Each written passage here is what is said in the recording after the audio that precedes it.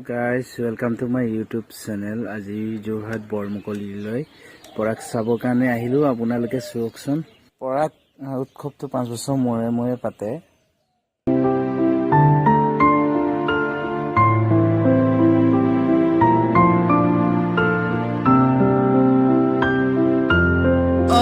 বৰমুকলি পৰাগৰ হয়তো কিমান দাম?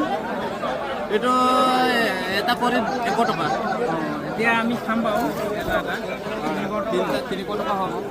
অলপ এই আপুনি পৰাগৰ পৰাগ মানে কেইদিনীয়া কাৰ্যসূচী আছিলে আপোনাৰ? কেইদিন কাৰ্যসূচী মানে পৰাগ মানে কি মানে আমাৰ মিচিং উৎসৱ এইটো আমাৰ পৰাগ 5 দিনীয়া উৎসৱ কৰিছোঁ।